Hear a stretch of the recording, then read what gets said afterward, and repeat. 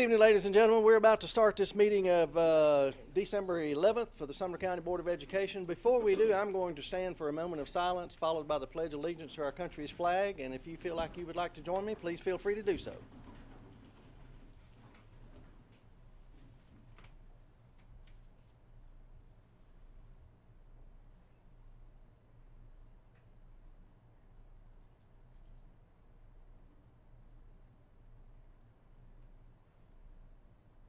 Join me in the pledge. I pledge Allegiance to the flag of the United States of America and to the republic for which it stands, one nation under God, indivisible, with liberty and justice for all.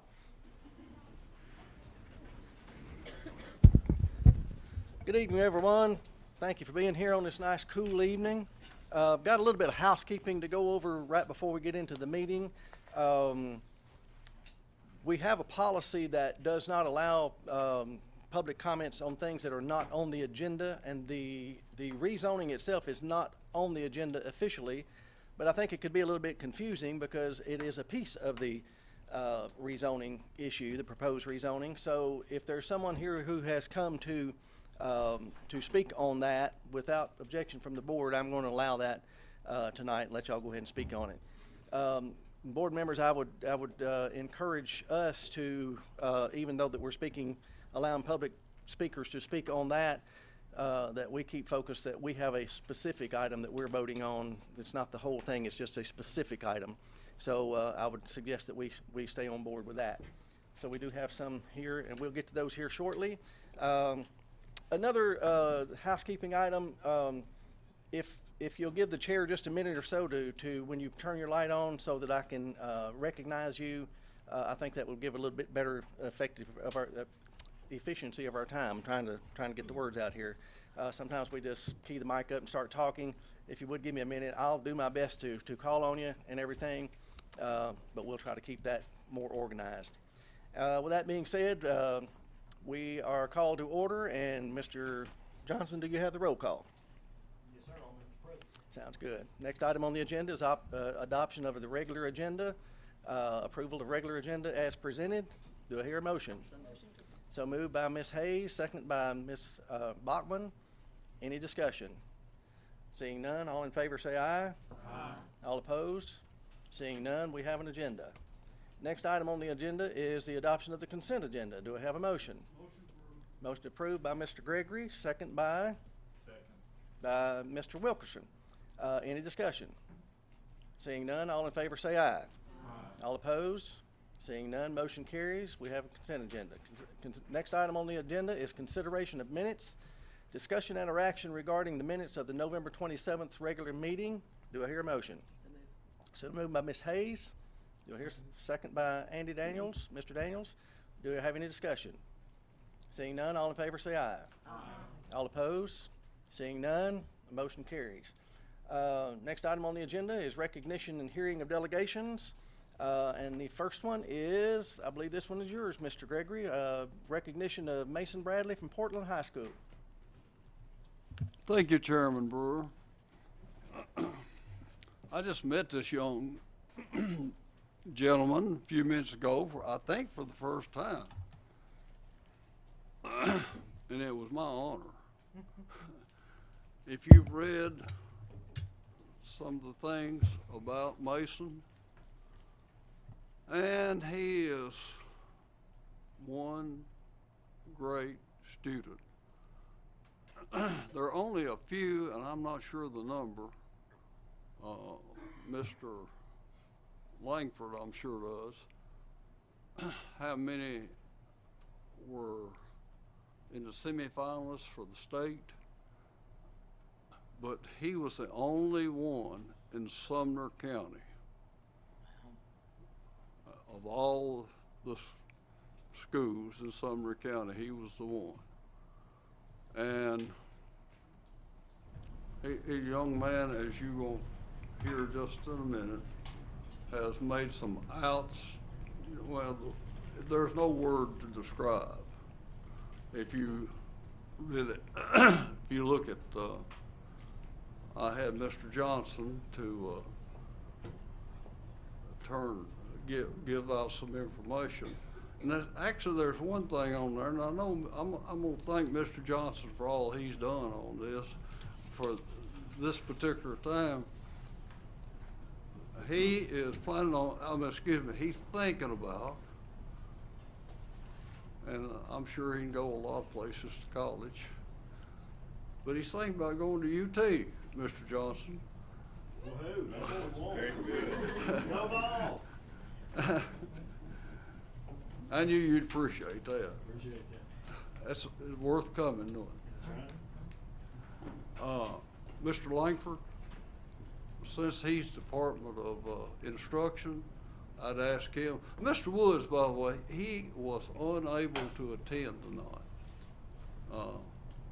He just couldn't make it. And we've actually tried to put it together since we've been here, and we've got everybody pinch hitting for him. He didn't know how important he was. Mr. Langford.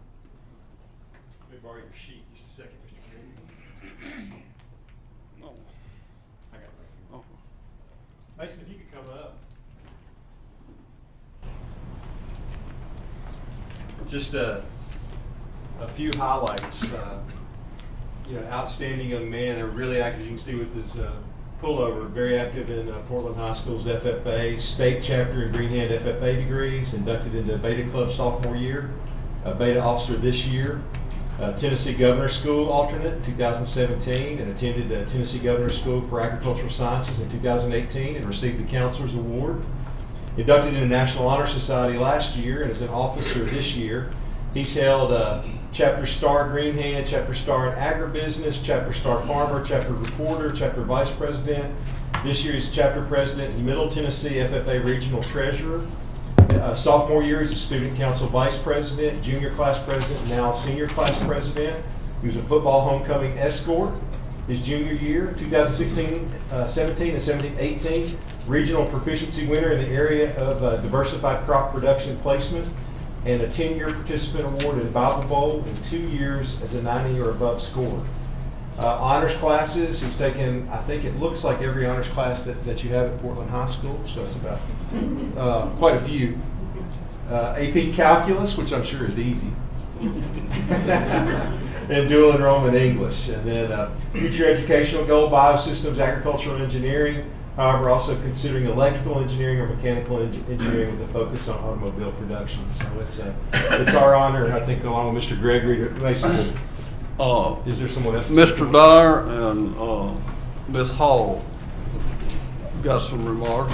Actually, he came from Mr. Dyer's department, so we give him some credit here too. Mason, And, congratulations, very grounded. Thank you for the hard work. these are two assistant principals at Portland High School. I don't have a whole lot to say other than this. Mason is one of the career and technical ed students at our school. I get to work closely with that, one of the great highlights of my job. I would like to say that I had something to do with his success, but I don't. He's got all that on himself, and most importantly, as an educator, I'm going to say this, the parents. So keep up the good work.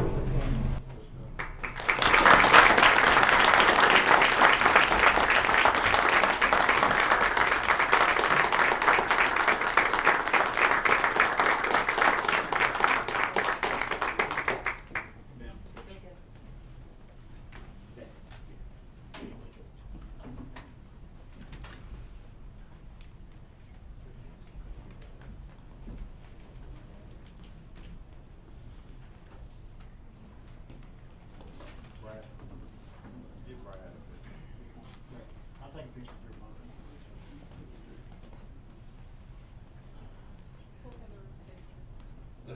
Yeah. That's all. Everybody in his family, come get up here. Yeah, my smile.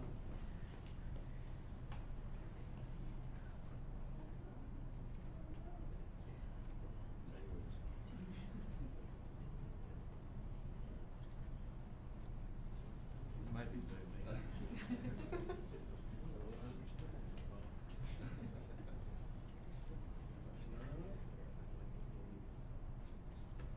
All right.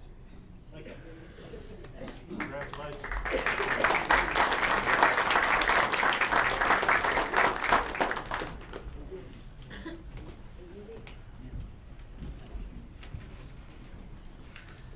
Mason, that's fantastic. Keep up the good work. You'll go far. Sure will. Next item on the agenda is recognition of Portland High School volleyball team. That yours too, Mr. Gregory? It is. And I'm proud of this also. I remember making the comment that before the very last game of the state. And, you know, I thought the chances of winning that one was probably no better than 50-50. Because the same team that we had played the year before, very same team. And, you know, it's hard. And we'd played them the day before, or 2 days, and had won 3-2. That's not much. But I remember saying, we're playing a very good team, but we're not too bad either. Well, they saved the best for last. The best game, and I've heard the coaches say this, is the best game they'd ever put together. And these were the scores in the state. I'm just talking about in the state tournament. 3-0, 3-0, 3-2, and the final game was the 3 sets were 25-12, 25-20, and 25-18. 3-0. And state champions for 2 years in a row. And at this time, the two Leisman people, we have, this is husband and wife combination, by the way, and Rob, and I called him Rob because I had actually wondered until the banquet how they distinguished between them, both of them's name, and I learned. He's Coach Rob, and she's Coach Leisman. And this is something that Coach Rob, a statement he made at the banquet, that he took care of all the coaching on the floor. I didn't know how they even broke that down. And Miss Leisman, Coach Leisman, she takes care of all of the duties off the floor. That's a lot too. That's a lot. And good combination. Is Miss Purdue here? Yes. Come up here. And I told her, this young lady at the banquet, in front of these two, and I've known this young lady for forever, and her parents.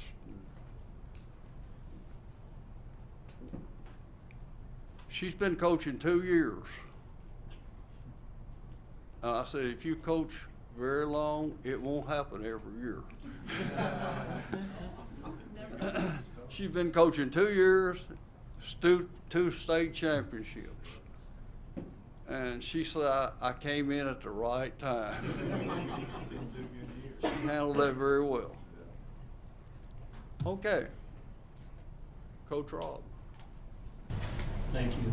Yeah, Ginger, she's pretty much in charge of everything.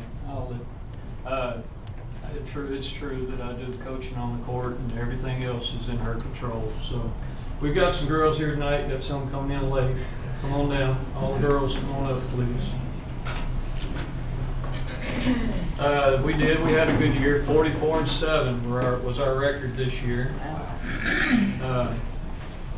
We did not lose to a double A school all year. We traveled to Lexington, Kentucky, to Pigeon Forge, to Knoxville, and played in a lot of tournaments there, and we never lost to anybody from Tennessee that was a double A school.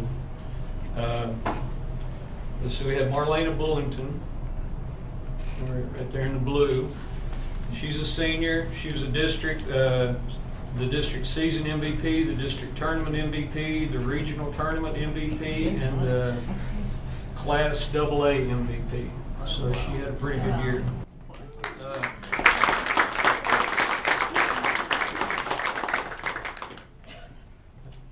And a captain.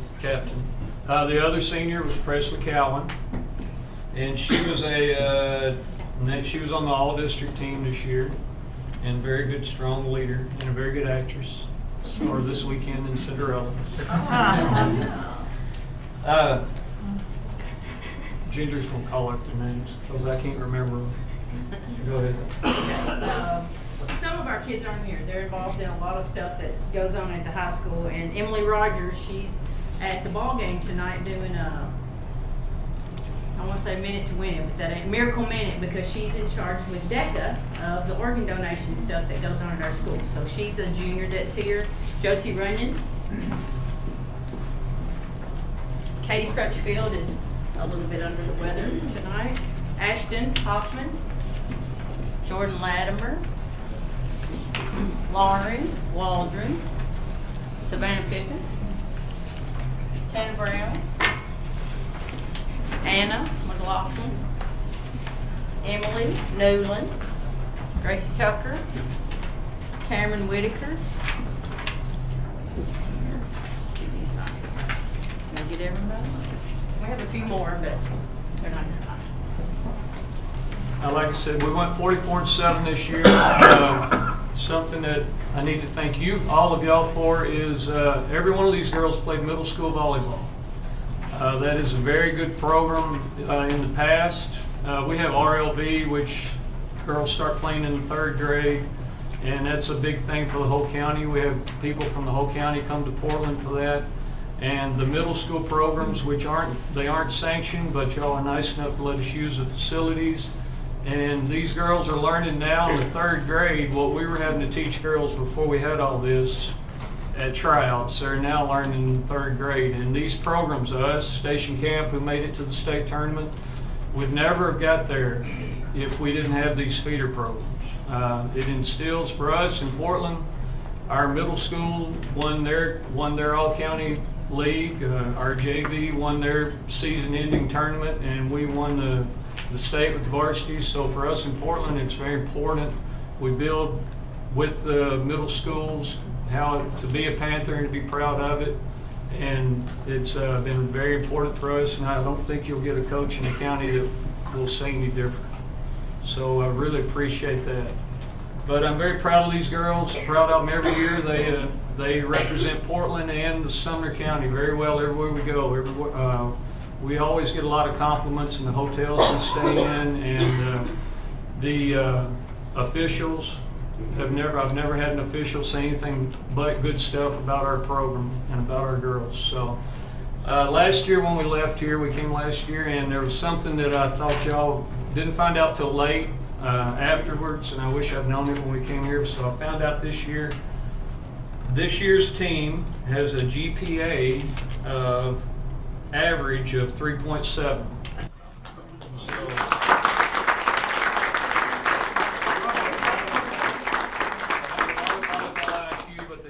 Classrooms too, so I'm very proud of that too. That's something that looks good for all of you.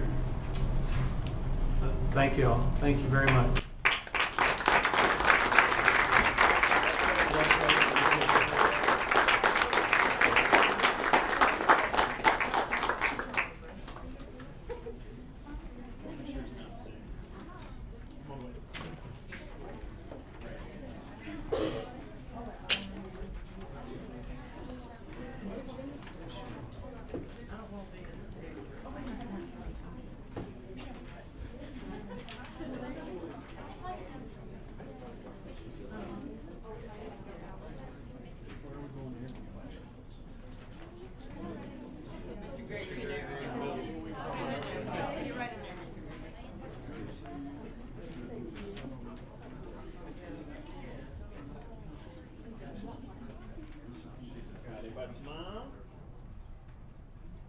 and don't hold it over your face.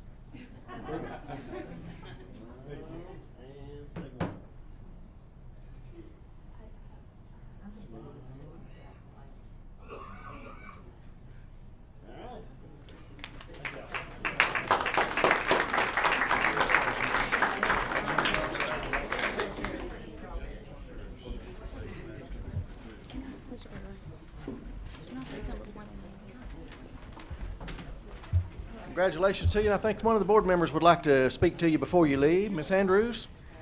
Thank you, Chairman. First, I want to make it very clear that I did not ask Mr. Leisman to say anything regarding middle school athletics. But I do appreciate him saying that, and I agree with him. I also want to say thank you to Coach Rob.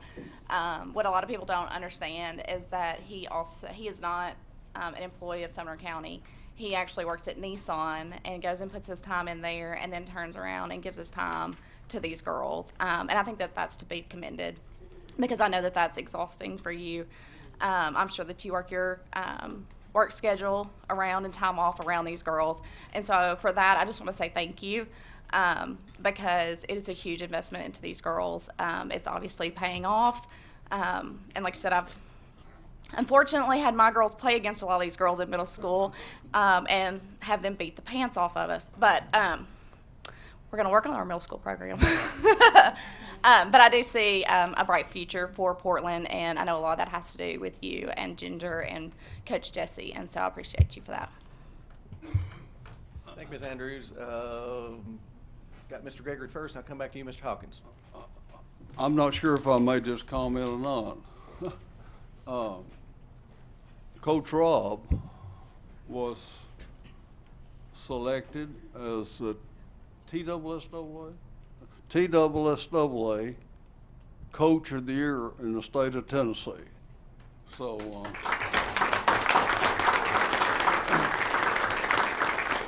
very deserving. Thank you, Mr. Gregory. Mr. Hawkins. I was going to add that excellent point. Thank you, Mr. Gregory. And I just want to recognize Coach Leisman, Ginger Leisman. Not only has she excelled in supporting and leading the volleyball team, but she's also served for years as the athletic director at Portland High School, supporting all the sports across the board. And we have a whole series of scholar athletes all across for boys and girls athletics in Portland. Appreciate both Coach Rob and Coach Leisman for your excellent leadership. Thank you. Thank you, Mr. Hawkins. Next item on the agenda is recognition of Aya Rutherford. Ms. Hayes. And Mr. Cotter, you want to walk? It's my first time. Good evening. I have the pleasure and the honor of introducing you to another Hendersonville High School student who has a perfect score on her ACT.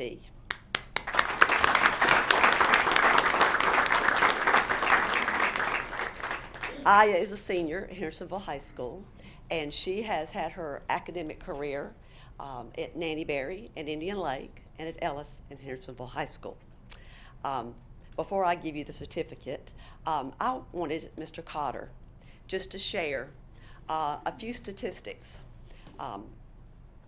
We are a well-rounded county in academics and in our athletics and in our arts. On multiple evenings, we have made recognitions in all three of those areas. But I did want Mr. Cotter to just share a little bit about the academics at HHS. And Aya, you have to stand up there by yourself. Well, Ms. Hayes asked me to talk about academics at HHS, and I'd rather take the opportunity to talk to you guys about something that's important that I think you need to know and that you can help us with regard to the ACT and support not only Hendersonville High School, but every high school in Sumner County with the ACT.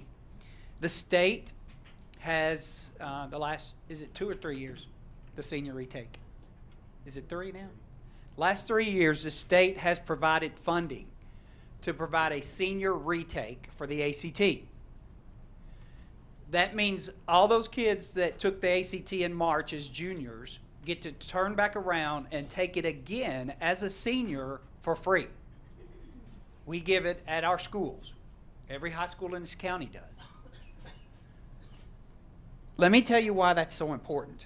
And this is for one school. And I know these statistics will bear out at the other schools if they had the opportunity to stand up here and tell you this. But Aya has given me the opportunity to tell you this because Aya improved her score by 4 points to move from a 32 to a 36 to a perfect score. I had 293 comparable scores from March to when they were juniors, took the ACT again as seniors. 151 of those students, 51.5% of them bettered their score from March to October. That means money for a lot of these kids. We had 25 students who moved to a 21, which is the readiness benchmark that ACT publicizes and that we want our students to reach in order to be successful at college. That's 25 kids who aren't going to have to take a remedial course at college because they met the readiness benchmark, because they had the opportunity to take the ACT again for free. We had 17 students who scored a 30 or better this time on the senior retake for the ACT. We had 2 students make a 6-point jump from their previous score. And many, many students who made 2, 3, and 4-point jumps in their score. Guys, I say all of that because you can continue to have the ear of our state legislators and tell them how important it is to continue to fund our ability to give the senior retake for our students. It's important for them. It means money in the bank. All of you guys that have had kids in college or researching college, you know that when you have kids that move from a 31 to a 33, that's money in their pocket. They're going to get more money for each one of those points. Those kids who moved from a 28 to a 33 to a 31, that's money in their pocket. Those 25 kids who now will not have to take remedial courses, that's money in their parents' pockets to earn credits that are going to count for something. So please, Aya, thank you. Thank you so much for being such a dedicated student. Thank you so much for improving your score, and I'm so proud of you for making that 36. But thank you for letting me have the opportunity, because of your success, to share with these folks why it's so important that we continue the senior retake.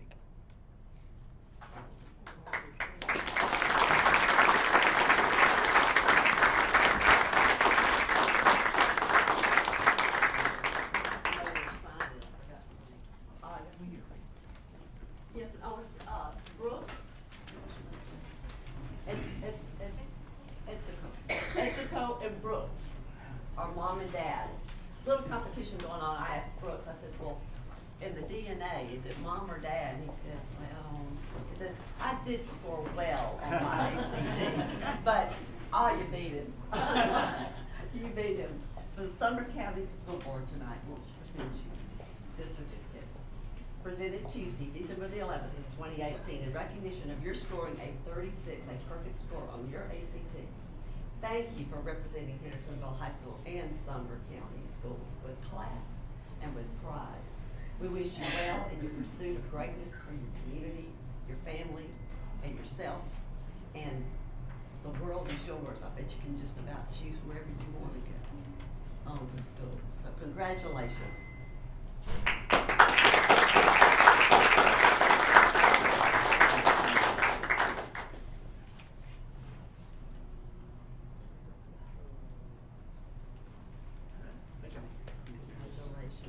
Congratulations, Mom and Dad. Merry Christmas. And Mr. Carter, thank you for sharing that. Congratulations, Aya. That was fantastic. And Mr. Carter, congratulations to you too. Thank you. All right, next item on the agenda is recognition of Darren Frank, Merrill Hyde Magnet School.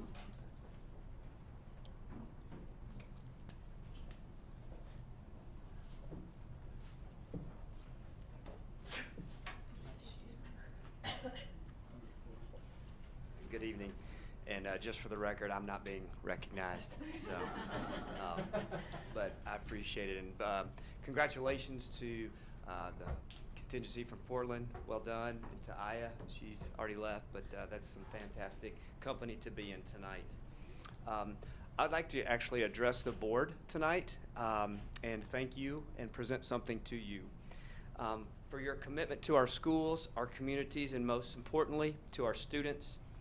And on behalf of my fellow administrators across the county, we're fortunate to have your support and your vision. Together, we share the goal of making our schools the very best to give our students academic and career options after graduation. Under your guidance, our school system continues to excel, with the most recent report showing achievement and growth for our most important stakeholders, our students. Tonight, I'd like to share with you a tangible result of your hard work. Merrill Hyde Magnet School recently submitted a comprehensive application to the U.S. Department of Education to be considered a National Blue Ribbon School. This process compiled several years of data, input from parents, teachers, community members, and an honest review of what we do every day at Merrill Hyde. Being a K-12 school, you can imagine that this process took time and included many people. You may not realize that you, our board, were included in our application because of your role in providing learning experiences for our students, helping fund our programs and staffing, and most importantly, for supporting the vision and mission of Merrill Hyde Magnet School as an academic magnet school. I'd like to highlight a few key features of our application to share the amazing work of our students and teachers and that result. Since 2007, Merrill Hyde Magnet School's first graduating class, MHMS has maintained a 100% graduation rate. These 12 graduating classes represent our school and our school district at more than 140 colleges and universities in 40 states, 3 foreign countries, and 2 service academies.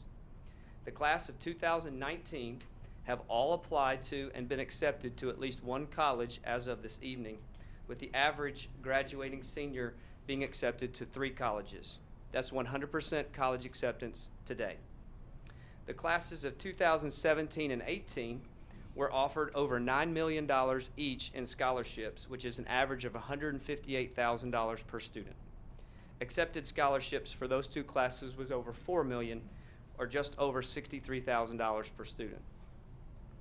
Merrill Hyde has posted the state's highest ACT composite score composite score average in 2017 and 2018, with the most recent data release just this past month showing our average score of 30.6. In 12 short years, 8 students have scored perfect 36 on the ACT. 25 students have been named National Merit Finalists. That's an average of 2 students per year in a graduating class of no more than 60 students. We've also just learned that 2 current juniors, the class of 2020, have also scored a perfect 36 on the ACT. Merrill Hyde offers 12 advanced placement courses and had 35 students recognized this past September as AP Scholars. We'll add our 13th AP course this fall of 2019. Combined with our dual enrollment options, we have 19 post-secondary options for our students with hopes of adding dual credit in the spring of 2020. Merrill Hyde Magnet School students represent our county across the state in academics and athletics. We have a large group that participates in Model United Nations and Youth in Government. We currently have student art on display at the Frist in Nashville. Our middle school boys cross-country team were state champions this fall, and our girls' high school soccer team advanced to the TSSAA state finals, finishing runner-up. The 5 seniors on the girls' soccer team have a GPA of 4.0. MHMS students represent our school district at the national level as well. Each spring, students in DECA compete at the national event with the largest student group from Sumner County to attend. Our robotics program has advanced to the nation's best competition at Auburn University the past 5 years, and our middle school and high school academic teams have become perennial contenders at the National Quiz Bowl tournaments in Washington, D.C. MHMS has 3 ambitious goals for our students, which you help make possible.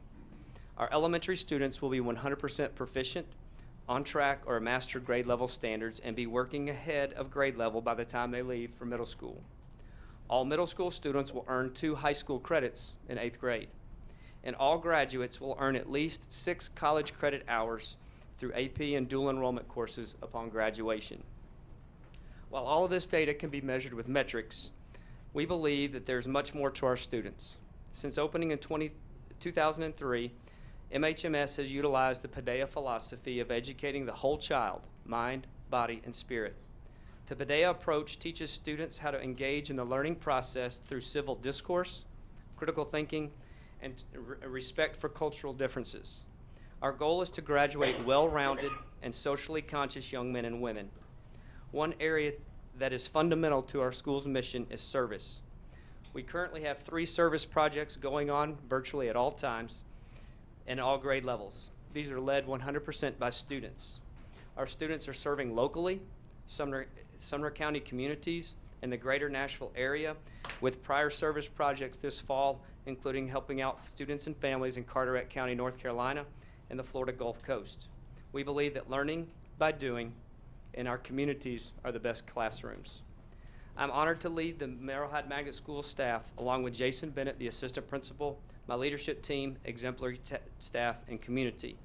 I represent them here tonight to present to you, the board, the honor and recognition of being named the 2018 National Blue Ribbon School of Excellence. Merrill Hyde Magnet School was one of only 6 schools in Tennessee and one of 349 nationally. That puts a Sumner County school in the top 1/2 of 1% of all schools, public or private, in the nation. Thank you for your time tonight and for your continued support of Merrill Hyde and our students in Sumner County. We're planning a large celebration for our students in the spring, and we hope that each one of you will be able to join us for the award that you helped us receive. Thank you.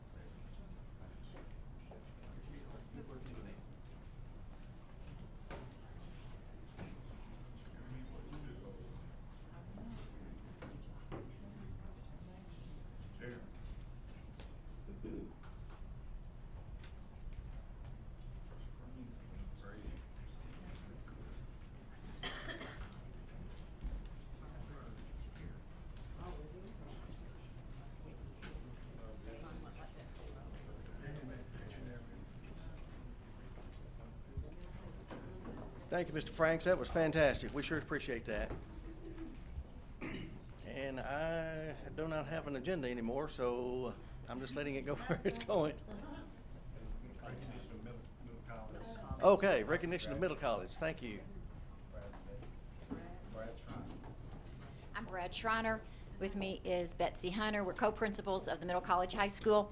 And we also would like to share with you just a bit of an update. And we decided the best way to do that was to let some of our graduates talk to you and give you a bit of an update. This is our 5th year. And Ms. Hunter's going to introduce those students. These students have not only graduated from middle college, they've also graduated from college. And so they're going to tell you a little bit about where they are in their life and how the Middle College High School led them there. So we've got, I think, Krista Brown comes first, and then we will have Sally Swaby, and then Lily Gilmore. Thank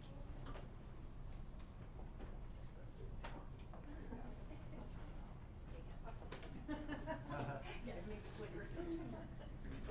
As Ms. Hunter said, I'm Krista Brown. So I graduated in 2016 from Middle College and went on to MTSU. I got a degree there, a bachelor's degree in food and nutrition science with a concentration in dietetics and a minor in science, biology specifically. I actually was able to do all this in 4 years because I was able to earn my associate's degree 2 weeks before my high school diploma through Middle College. I believe it was 61 credits through Middle College, and was able to save 2 years of my life. How many opportunities do you have to save that amount of time? Everybody wants quick fixes and shortcuts. Nobody's going to give you a shortcut of 2 years. So it's incredible. And the perfect transition between high school and college. I couldn't have done it without the principals and the guidance counselors. My program director at MTSU told me her program should never had a transfer student that didn't have to retake a class, or they took the wrong math or the wrong English, but the advisors and the principals that I had there gave me the guidance that I didn't have to retake any classes. I already knew which science and which math class and everything that I needed for this specific program at a specific school. So it's been incredible ever since because of what I learned and gained from Middle College. Not to mention graduating with a bachelor's degree with no debt because of the 2 years from Middle College. Would have been absolutely impossible without your funding of the program.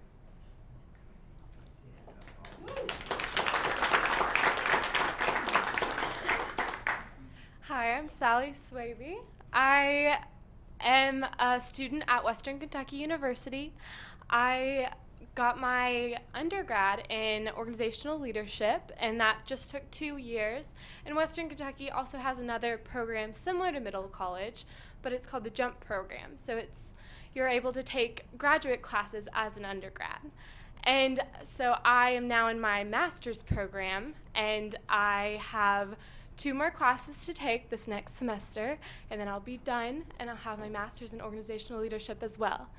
I also am the graduate assistant over there in the organizational leadership department, and am able to teach a course next semester at 21, which is pretty crazy.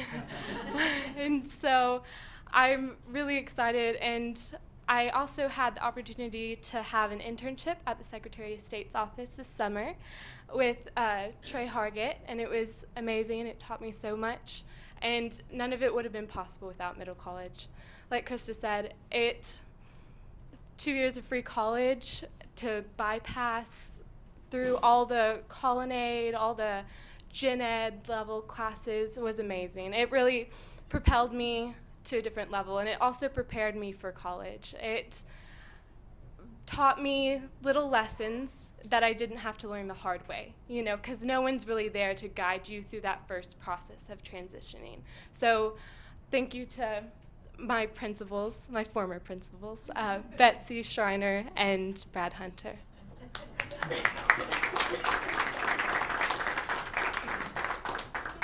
I'm Lily Gailmard. I was part of the first graduating class from Middle College. I graduated with 32 credits, 29 of which transferred over to Belmont University, from where I graduated in May with the Bachelor of Science in Nursing at 20 years old, which was shocking to everyone, especially now as a nurse. I am a mother-baby nurse at St. Thomas Midtown, so that means I take care of mom and baby in the first 2 to 3 days after birth. Everyone's asked me, they go, "You look really young," and I say, "It's because I am." And luckily it doesn't make a difference. I'm still able to teach, moms of 4 new things every single day. And getting to have that first year of school over with the support of Ms. Schreiner and Ms. Hunter and the guidance counselors that we had, who were there to, have someone to fall back on and say, "Hey, I'm not sure if I'm doing this right, I'm not sure about this," and to help lead us into the correct path. And it's really helpful, and it's not for everyone, but for those of us who did, I think we've all come really far, and we wouldn't be here today, and I wouldn't be a nurse taking care of some of the greatest patients I've ever had, and getting to meet people that I never would have gotten to meet, and it's really been a special experience.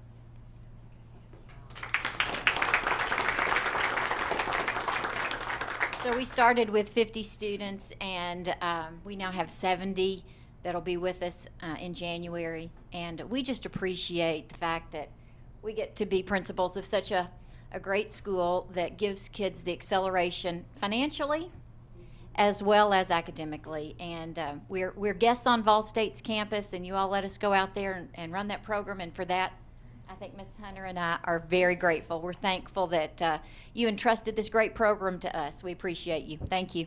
Thanks, ladies.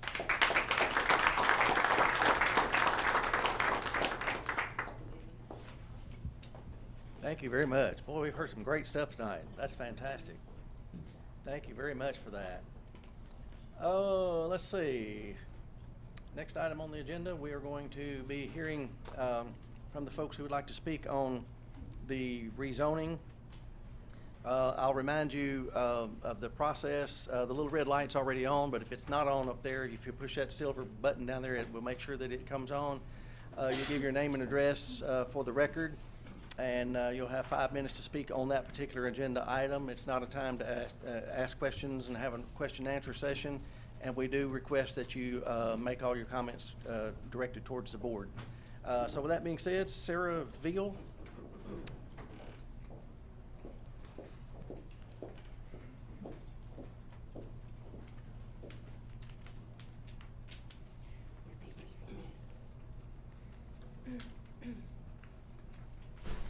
Hi, my name is Sarah Veal at 177 Ferdinand Drive in Gallatin, Tennessee. My daughter Scarlett is in kindergarten at Station Camp Elementary.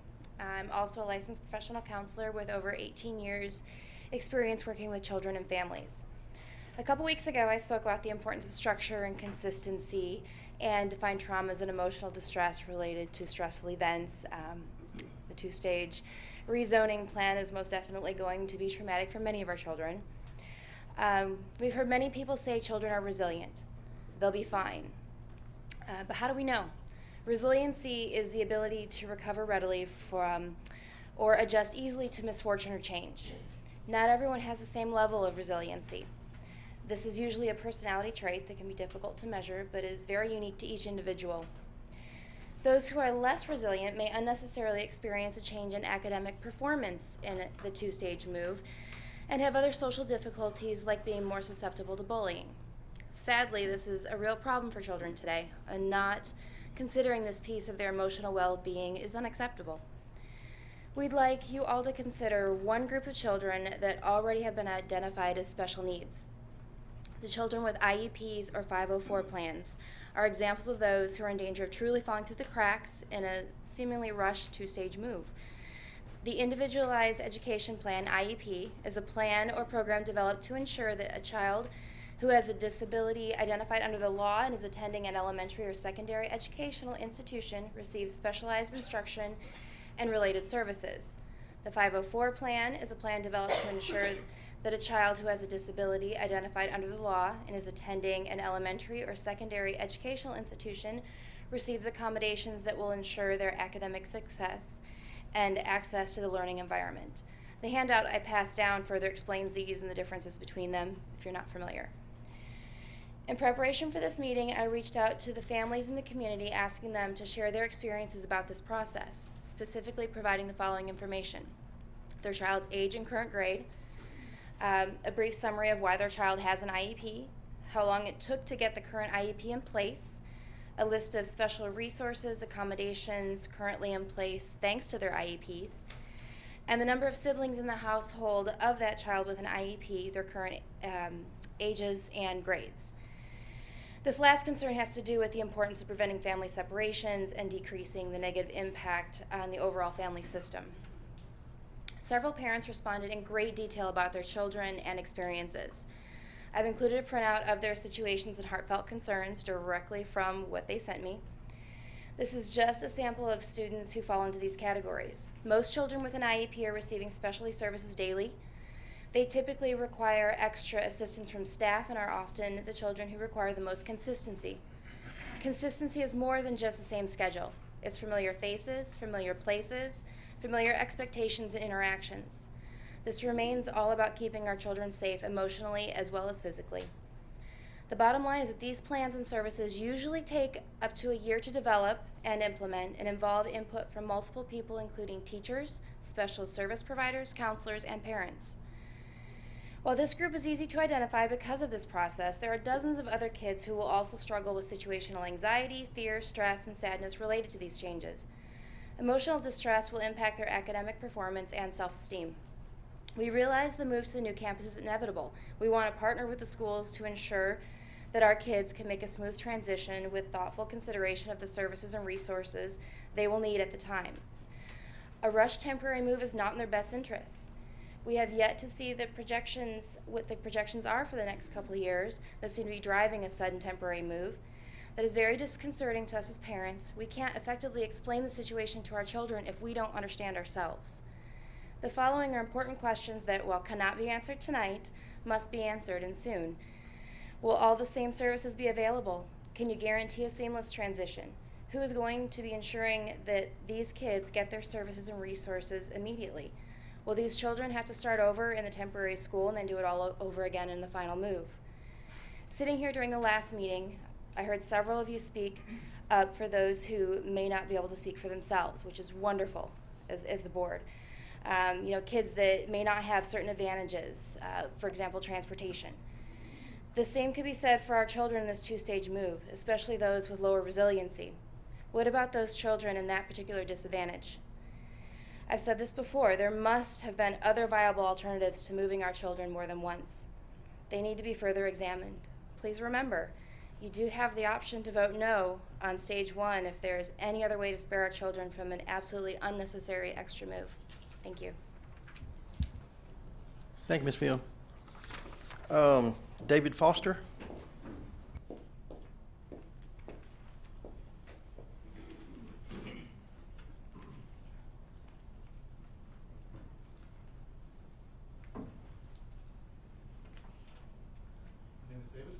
Mr. Foster, if you would, please push that silver button. There you go. Okay, there it goes.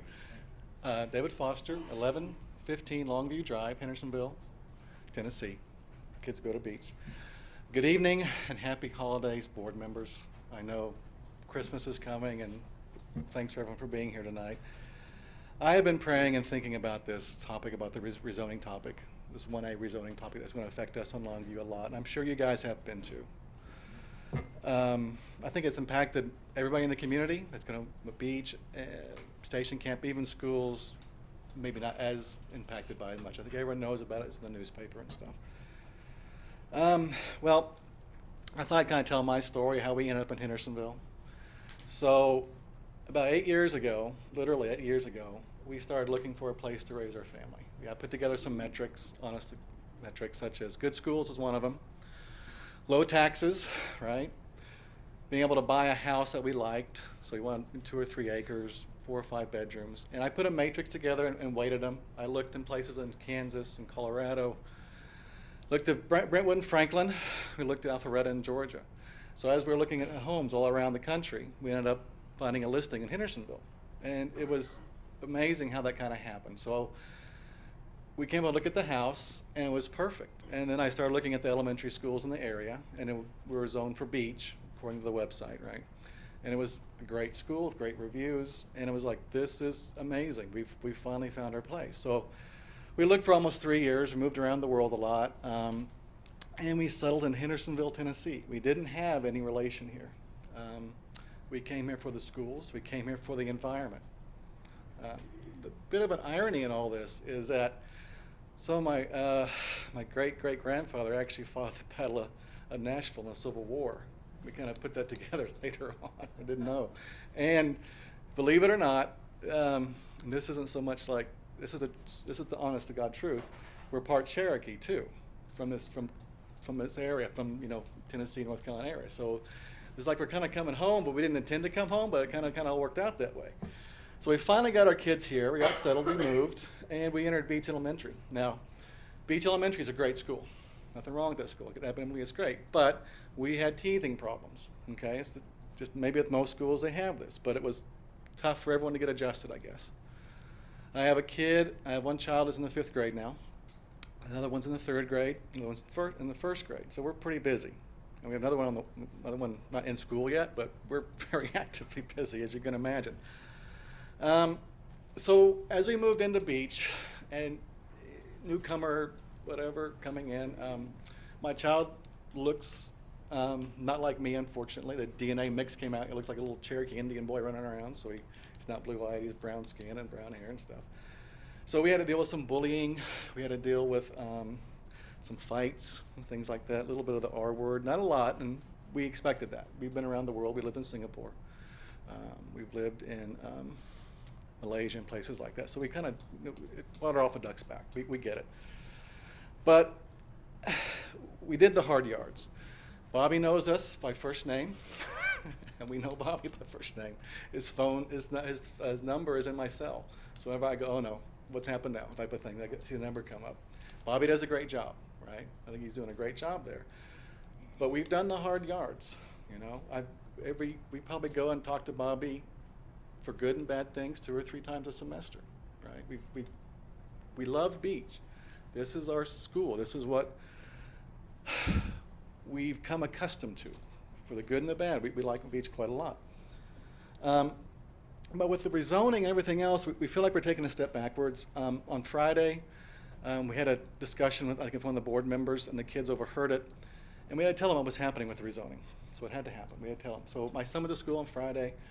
There was some tension there. I didn't know what was going on. They have this kind of a group. They call it a tribe thing. I don't want to. And the kid in the tribe decides who gets in the tribe and who gets out. And Mike's son doesn't play Fortnite. And he was always kicked out of the tribe. And things like that was going on at school. So on Friday, I guess it started all over again, as it had been going for a while. And he kind of snapped a little bit. The other kid had said to my son, your parents have done a terrible job of raising you, and things like that. And my son kind of snapped a bit. He went to the principal's office, and we're like, what is going on? Not now, in the middle of this discussion about rezoning. It's don't act up. And that's when we figured out everything else was going on. But that being said, I think, and I do believe this, honest to God truth, that type of environment's made them a better sense of who they are. You know, they're not going to. Mr. Foster, your time's up. If you would go ahead and wrap gosh. up, we'll give you another 10, 15 seconds. I understand. Well, I would just question, let's not put a lot of emphasis on forecasts and projections, because they're wrong as soon as they made. We're going to put so much trauma and stress on the kids. And let's look after the people that currently live here, and not maybe so much at the people that might live here. Thank you. Thank you, Mr. Foster. David Matsumoto.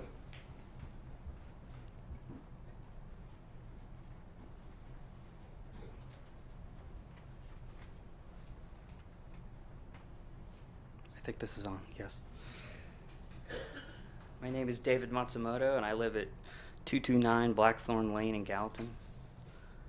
So as our group has discussed alternatives to stage 1 double rezoning, my job is to analyze the collected information and ask, based on the data, is this particular option realistic? So my rhetorical question to you all is, based on the data, is this particular option realistic? So how do we know whether this stage 1 double rezoning is realistically the only option for transitioning to the new campus? Truly, like, how do we know? So how are we so sure that there are no alternatives to stage 1 that exist? I tend to think that overconfidence is a weakness, not a strength. So this is the frustration I've been running into. I have no projections of student growth which have been officially prepared by the Sumner County Schools. As far as confirming or trying to confirm an option is realistic, as far as I can tell, we're mostly driving blind. There's no efficient way to triple and quadruple and quintuple check that the absolute and only option for a transition to the new campus is to double rezone and thus do double damage to students' mental health. Don't we owe it to our students to review solid data before voting on the inclusion of stage 1 and voting on double rezoning? In a moment, I'll provide you a handout which I put together. This is purely an example, so I want to emphasize this is purely an example and not something our group has officially prepared. One of our group members located a very helpful report which was prepared by consulting firm Hanover Research for the school board in Portland, Oregon. The report's title is Best Practices in District Rezoning, which I can email if you'd like. One recommendation from the report is, quote, use 5-year projections and planning integrated with data from multiple sources. It would be helpful to maintain documents that describe the district's compelling interest and the process the district has followed in arriving at its decisions, including alternatives considered and alternatives rejected. So this handout is my example of a methodically prepared 5-year projection, which is recommended by the report. Again, this is only an example. And those out.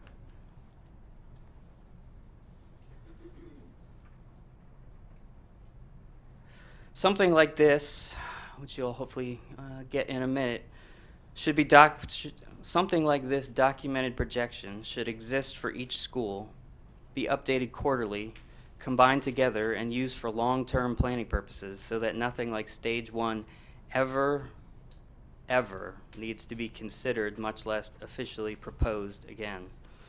We cannot allow stage 1 to set a precedent in Sumner County that double rezoning is okay. We do not believe that stage 1 is in the best interest of students. Robust 5-year projections, such as my example, we believe are in the best interests of students.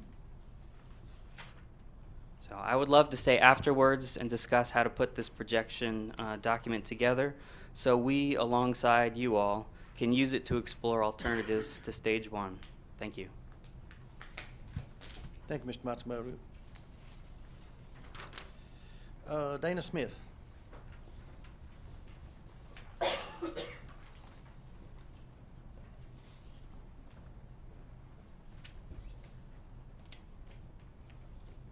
Hi, my name is Dana Smith. I live at 233 Blackthorn Lane in Gallatin. Good evening, Dr. Phillips and school board members. I appreciate the opportunity to speak to you again tonight. My name is Dana Smith and I live in the Carrollton neighborhood. My oldest daughter, Allie, is in 4th grade at Station Camp Elementary and my youngest daughter, Corinne, is in kindergarten. I currently have the honor of serving as the PTO Vice President and room mom for both teachers. As I shared last month, I helped form the group Stop Stage 1 Better Solutions for Sumner County Rezoning. We have been overwhelmed with support and action taken by those affected by the proposed area of Stage 1. We are a group of parents and students who are actively involved in our schools and community. We are PTO members, room moms, substitute teachers, athletes, club members, musicians, honor roll students, donors, and volunteers. We love our schools and we take great pride in them. Parents and students are struggling to understand how this makes sense. We are a little over a mile away from Station Camp and literally in the middle of the current zone. We fear that many of you are missing the point of our message. We fully support the new school plan for the Cottontown area. We are extremely aware of the growth in our community and we are not trying to impede it, but control it and plan accordingly. Most of us knew this new school was on the horizon, but no one expected our children to have to move twice in the interim. Rezoning our children twice is the root of our concern. My children were moved from the Station Camp zone to the beach zone to the new school zone in the next 3 school years according to your proposed plan. I know many of you have struggled with the name of our group, Stop Stage 1, but I think it perfectly sums up our goal. We want to stop the temporary rezoning to beach and support the construction of the new school, which is Stage 2 of your proposed plan. I would like to point out that this type of plan has never been done before and that this plan is not the same as when Burris or other new schools were added to the Sumner County School Corporation. The children of Stage 1 will be uprooted from their current school and activities, moved to the beach zone for a limited time, and then uprooted again when the new school opens. According to your proposed plan, my 4th grader, Allie, will attend 4 different schools over the next 4 school years. She currently attends Station Camp Elementary for 4th grade and will attend Beach Elementary for 5th, T.W. Hunter Middle School for 6th, and the new middle school for 7th grade under your proposed plan. I ask you, how is this what's best for my child? How is this safe and effective education? My outgoing and friendly daughter has already been the target of a bully. I am so thankful that she attends a school where the teachers and staff know her and put a plan in place to help her combat the issue. What would have happened if there was no consistency in our teachers and administrators? This problem most likely would have gone unnoticed and uncorrected. Our teachers, counselors, administrators, and staff are encouraged to get to know students so they can identify changes in behavior that indicate bullying or problems at home. With your plan, these subtle changes in behavior could go unnoticed by the revolving door of teachers and administrators that will come in contact with our kids over the next few years. Students will most definitely fall through the cracks, and problems that could have been solved quickly by a familiar face will continue to grow and fester. Unfortunately, this will lead to higher rates of bullying and violence in our schools, and this is something that no one should accept. On November 17th, we had the honor of having our school board representative, Mr. Jim Hawkins, join us at our neighborhood clubhouse to talk with us and answer questions. He, along with many of you after the last school board meeting, provided much needed insight, but still left us with many questions and concerns. Why isn't Burris, which was built to alleviate overcrowding at Station Camp, not being used to its full capacity? At the last meeting, it was stated that the reason was because of Durham Farms, yet I have been made aware of parents receiving letters of notice for their children to be rezoned to Burris out of Beach for the next school year. What is the projected growth in the Station Camp area for the next school year? I have heard lots of long-term growth numbers, but no numbers for the immediate future. For example, Forest Park has been approved, but homes won't be ready for occupancy for over 2 years. How are these projections being calculated, and where is the data coming from? Are some families being counted twice in projected numbers while they live in a Station Camp zoned apartment, awaiting the completion of their Station Camp zoned home? You have heard from many of us regarding your rezoning guidelines, psychological effects, traffic issues, curriculum and programming concerns, and academic support, but I want to draw your attention to the people affected by this, the children, parents, and families. We are not just numbers or circles on a map. Think about the shy child who is prone to being bullied. Their current teacher is aware of this and does everything she can to stop it before it happens, but moving schools could be another catalyst for this child to be picked on and to go unnoticed. Think about the athletes who will have to leave their lifelong teammates. Think about the child with a learning disability who will regress during these changes. In conclusion, I'll ask you to please consider everything we have said tonight and vote against this plan that includes temporary rezoning of our students. I ask you to work with us on better options for the overcrowding of many of our schools. Please don't accept this single plan as the only choice. Remember that more options were presented to you for a school calendar than for life-changing rezoning of our students. Poor planning on the part of adults should not negatively affect our children because they are our future and they deserve so much better. Thank you. Thank you, Ms. Smith. Kevin Stewart.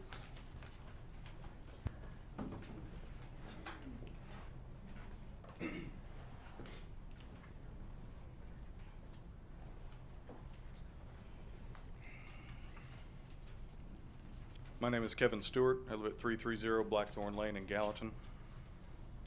Mr. Chairman, board members, my address to you this evening begins with a sincere thank you from all of us at Stage 1.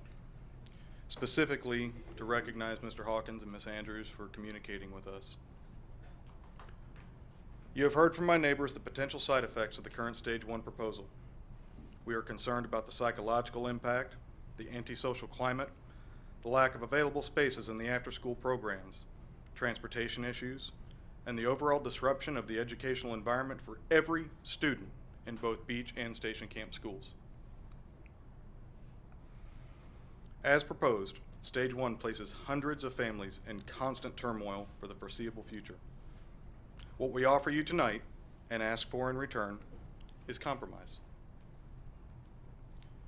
On November 27th, a motion was made to amend the current proposal to allow current students to continue attending their current school. We support this amendment and ask that it be expanded to include K through 12 students for the 2019 through 2020 and 2020 through 2021 school years who can provide their own transportation. We believe this solution will solve many of the problems facing both the board and our families. High school students will be allowed to remain focused on the next phase in their educational careers. Students with IEPs will not be removed from the resources they so desperately need. Transportation issues will be solved, and our schools will be safer and remain effective. We believe that we have presented clear evidence that the current Stage 1 proposal produces an environment that is hostile to a sound education. Voting to amend Stage 1 as we have proposed is an essential step in showing us, your constituents, that we are capable of working together to find the best solutions for our children. While that ends my address, I do have one final request. We are aware of the possibility, and Mr. Hawkins, you might correct my terminology here, of a charrette meeting where we, the citizens, can meet with you, the board, and sort of a candid Q&A and somewhat more formality than what we can do after the board meeting tonight. If it is possible, I believe our community would like that opportunity to meet with you. Again, thank you for your time. Thank you, Mr. Stewart. That concludes the public comments. So next item on our agenda is matters involving council. We have none. That's a good thing. Reports from the director. Merry Christmas. That's a good report. That's a good report. Next item on the agenda, new business discussion and/or action regarding exempting current Station Camp High School students from stage one. Motion to approve, zoning Mr. plan. Chair. Motion to approve by Mr. Wise. Second. Second by Mr. Daniels. Any discussion? Seeing none, all in favor? All opposed? I'm sorry, I thought, I would just like to have the motion fleshed out and spelled out in complete sentences so we know exactly what we're voting on. The motion is that the current high school students would be exempt from stage one. With no, Yeah, they provide their own transportation, they can be exempt. Thank you. And All just- opposed? Just to be fully clear, we're talking about, it would be current ninth through Current 11th high schoolers. graders at Station Camp. Any opposed? Seeing none, motion carries. Next item on the agenda, discussion and interaction regarding 2019-20. I didn't even get it out yet. Union calendar STEM and tentative 2021 district calendar. Motion to approve by Mr. Wise, second by Ms. Brown. Any discussion? Seeing none, all in favor say aye. All opposed? Seeing none, motion carries. Next item, discussion and interaction regarding revision to policy IHA grading system upon first reading. Do I have a motion? Motion by Mr. Wise, second by Ms. Brown. Is that who I heard, Ms. Brown? Ms. Andrews, I'm sorry. I get them right sometimes. Any discussion? Any discussion? I have a question. Ms. Andrews. Since we are amending this policy, and I'm seeing on here that looks as though the change is to remove the required exams for those courses that have end of course exams as well. For just some housekeeping on that, can we also remove the language in there that includes the 2017-18 school year? Can we just go ahead and since that year is over, can we go ahead and just clear that up? Yeah. Thanks. We can take it off because that year's expired anyway, so we probably should have just cleaned that up before. That's a good point. We'll just clean that up in the policy. Thank you. It's not actively in there. Any further discussion? Seeing none, all in favor say aye. All opposed? Seeing none, motion carries. Next item on the agenda, discussion and waive interaction second regarding a reading. revision to GBRI non-FMLA leave upon first reading. Is there a motion? Motion approved by Ms. Bachman, second by Mr. Daniels. Any discussion? Can we just get an overview real quick about what we're doing on this one? And can I, Mr. Chairman, I hate to do this, but Jeremy did not put, I don't guess he put this on there. Scott, you need the IHA waived on second reading, right? Because we need to be able to grade, this will have impact for end of the semester for current high school students. So we need to waive second because we need to be able to make grades count for report cards for January. Can I make, is the motion maker and the second okay with that? Ms. Bachman, I believe you made the motion. She's, and the second is, yeah, to waive second reading. So is the board okay with that? We just need to. Back to the IHA. Yeah, IHA, we just need to waive second. We usually put that in the motion to waive second reading. Yeah, we normally put that in the motion, and Mr. Langford and I had sort of a miscue on that, but we need it in place for report cards. Yeah, I'm seeing a little panic there with Scott because we need this to be active so we can make, so we can grade things at the end of the semester here in a week or so, and then post grades and get report cards printed as soon as we come back. We don't want to delay report cards in January. If that's okay with everybody, that's what we're going to do is change that motion to waive second. Just to clarify and follow up on this, so we're talking about changing the percentage of the of one test down to 50, one score down to 15%, then increasing the EOC up to 42.5. Is that correct? What we're talking about, Mr. Hawkins, is we basically have about 3 different places where what's happened is we set a curriculum guide with percentages, and then because of the testing problems the last couple of years, the legislature will pass something that will change the weighting. And so then we have to go back retroactively and do it, which we've done. The school board's done that each of the last couple of years, if you remember. So what's happened is our policy and our curriculum guide and everything, the language has gotten all jumbled up because of the multiple revisions done by the legislature and TDOE. So what we decided to do, talking to high school principals who are immediately affected by this because of our block scheduling, is if you're in an EOC course where you've just, we're just in the tail end of finishing up our EOC tests. So for instance, if your child has taken English 1, 2, or 3, or English 1 or 2 this year, they would have just completed 3 55 to 85-minute exams. So there's really not a sense to come back in a week and give them another 85-minute exam to go with that. So talking to high school principals, the desire was to, if you're in an EOC course, just to not have an exam in those courses, but count the EOC for 15%, which is the minimum by state law that we can count it. And then if you're in a non-EOC, to have an exam that counts 15%. So basically what we'll do is we'll make exams and EOCs equal weight. If we had kept the current policy that was mandated by TDOE and, the Tennessee legislature a few years ago, basically we would have had 40% of a kid's grade determined, 45% of the kid's grade determined in the last 2 weeks of the semester. So we felt like this was a fair way to grade and evaluate, assess our kids. Thank you. Okay, item number 4 is on hold at this point. Without objection, we'll waive second reading on item 3. Everybody understands? Yeah. Okay. Good. All right, now back to item 4. We had any further discussion on item 4? Seeing none, all in favor say aye. All opposed? Seeing none, that motion carries. Next item on the agenda, number 5, discussion and interaction regarding the release of retainage for Ellis Middle School.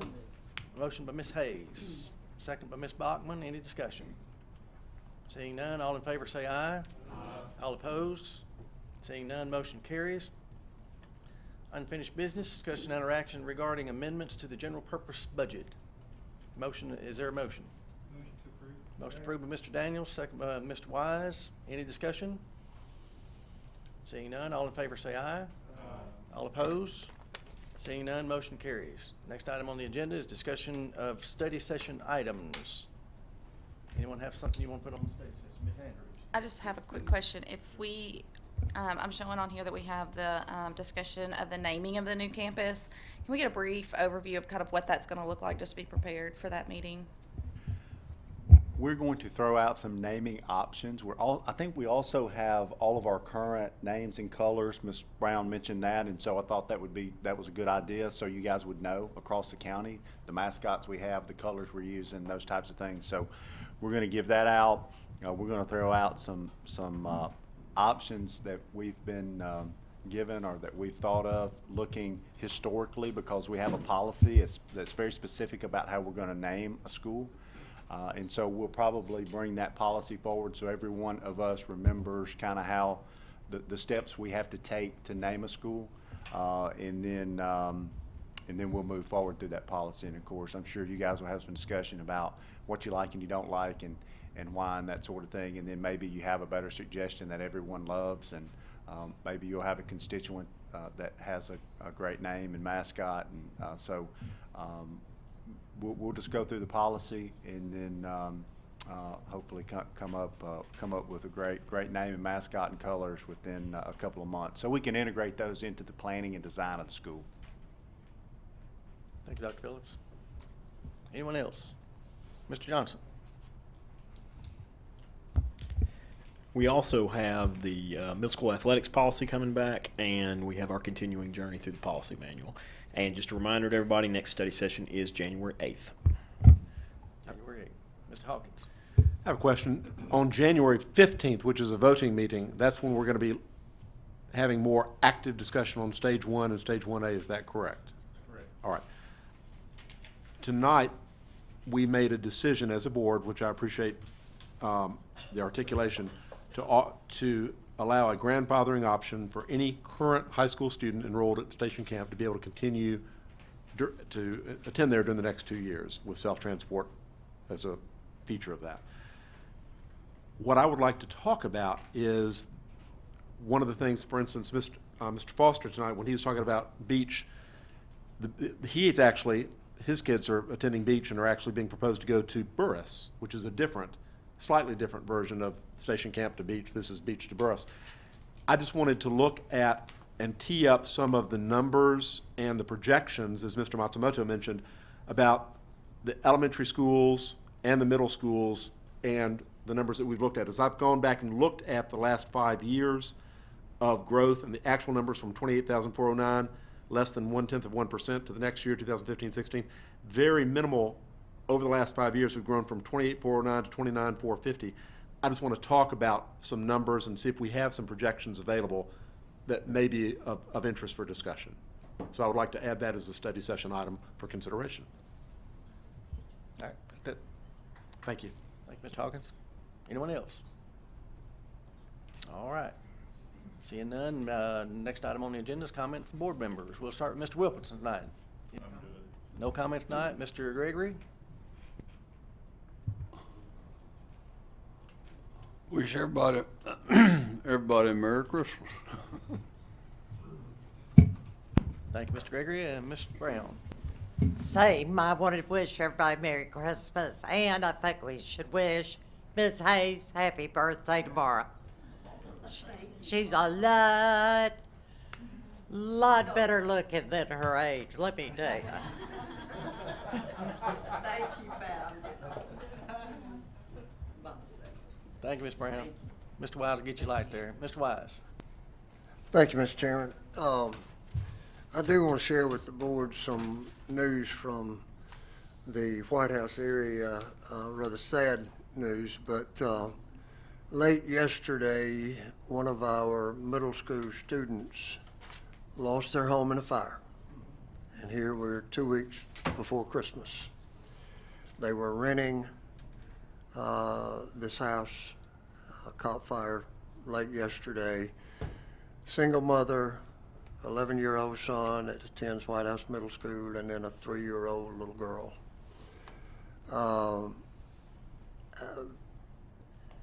I do want to mention that how proud I am of our school system and our counselors. The counselor at White House Middle School was all over it early this morning.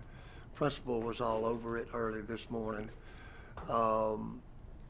Two of my heroes in our school system, Miss Keisha Ray and Mr. Mike Shelton, both were all over it early this morning. It just tears my heart apart here with 2 children, no home, no belongings. They did not have renter's insurance, so they lost everything except what was on their back. Fortunately, there were only minor injuries, and the mother got some burns on the back of her hand, that kind of thing. But I'd just like to ask the board that if you pray, however you pray, please do for this family. I do, and I will, and I have, and I am. If there's a way that that you feel you can assist, then contact myself, contact the school, contact the fire department. The donation center is at Fire Hall number 2 in White House. So I wanted to share that, and not to end on a sad note, but let me tell you, the first part of this school board meeting is what it's all about. That's what it's all about. When you get national recognition and you get state championships and you get coach of the year in the state and academic achievements, that's what we're here for. That's exactly what we're here for. And I remember Dr. Phillips several years ago bringing forth to the board this crazy idea of a middle college, high school, something. But you can see the success, and that thing is molded for those children to succeed when the bigger chance is they wouldn't. And that is success. And I'm so proud of our school system. Kind of hate to say it, but sort of proud of our director too. And I commend him for the things that he has brought since June of 2011. I remember that day. But anyway, Merry Christmas to all. Be safe. God bless you. Thank you. Thank you, Mr. Wise. Mr. Daniels. Mr. Hawkins. Two things. Thank you, Mr. Chairman. First, I want to say how meaningful and I hope for the entire board, the process of consideration of listening tonight, how valuable this is to hear from thoughtful, caring parents who are absolutely fundamental stakeholders in our school system. I appreciate their presence, whether they spoke here or not.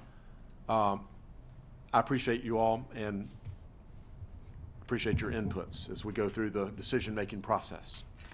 Secondly, I want to salute Clint Barnes and our undermanned, underwomaned corps at this point of school bus drivers. We are operating with a personnel deficiency and yet still doubling up in order to meet the transportation needs of our school system. Obviously, as we look at the budget for the coming year, not only for our bus drivers, but for our cafeteria workers and our maintenance workers, how we compensate employees in addition to the excellent compensation for benefits.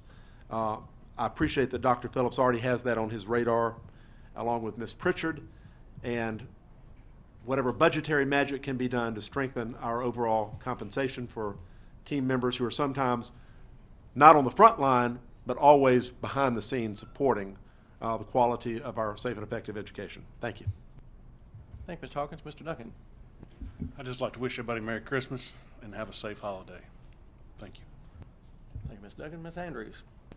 Yeah, I just want to say thank you to everyone who was able to make it out to Union on the 30th. I felt like we had a great turnout with board members as well as the county commission. That was the first time we've been able to do that in a couple of months, and I felt like it was great. I mean, for everybody to get together. There were several new commissioners that I've not had a chance to spend some time with. I think same for many of us, and they haven't gotten to know us. And so I love those opportunities that we can showcase our schools, but then we can also build those relationships. You can mark your calendar for January the 28th. That will be our next lunch, and that's going to be at Madison Creek Elementary there in Goodlettsville. I just want to wish everybody a Merry Christmas and a Happy New Year. And Thank you, Ms. Andrews. Ms. Bachman. Thank you, Mr. Chairman. I'm so glad that I'm here tonight, and I apologize for not being here last month, but I was kind of homesick in bed for 2 or 3 weeks, but I'm here and I'm recovering, and I want to thank you all for your thoughts and your prayers. I appreciate that. I looked at the video of the meeting the next day, and I saw the comments, and I really appreciate that so much. And I missed the meeting, I missed the lunch, I missed the commission meeting, missed a lot of things, but I'll catch up. So I did want to let you know that I was able to do one school thing, and I was able to attend the Station Camp High School JROTC briefing that Mr. Langford was there as well, and those kids do a fantastic job.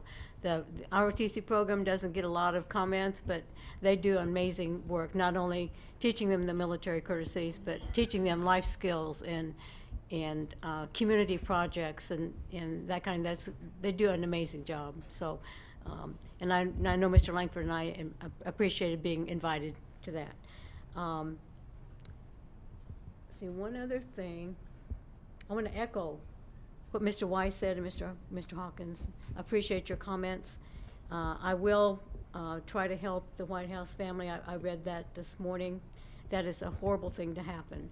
And I also would like for us to remember Carter Ross's family and the tragic thing that has happened with him. Bless his heart. So, and I wish you all a Merry Christmas and Happy New Year. And I will see you next year. Thank you, Ms. Bachman. Ms. Hayes.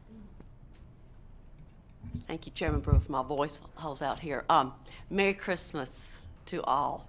And I could just end it right now, and to all a good night. But have a blessed holiday. And I am just reminded again as I have attended concerts, the talent that we have in this community. Band, select choruses this Thursday night. So all of our community schools are just highlighting these gifted artists that we have in our schools. Always amazed at that. And you know, just listening to the Portland High School, the volleyball, the grade point, I'm impressed that you've got 2 years of a state champion. But their grade point average, most athletes, and I know 2 of my boys swam, I had the football player, it was always so interesting to hear that these athletes' grade point ratios were high. So they're just well-rounded students. But yeah, Merry Christmas. Thank you, Ms. Hayes.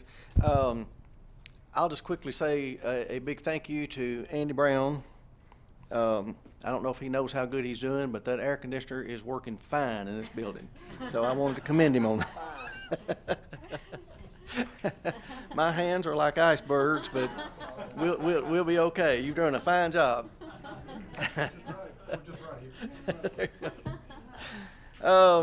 It was very enjoyable to go to Union the other day. I really enjoyed that. We got to go out, and I remember Mr. Wise and I were talking when we were there that we remembered when they built the greenhouse out there. We went and did the groundbreaking on it and the ribbon cutting on it and everything, and to see what they're doing with it now, it's really phenomenal.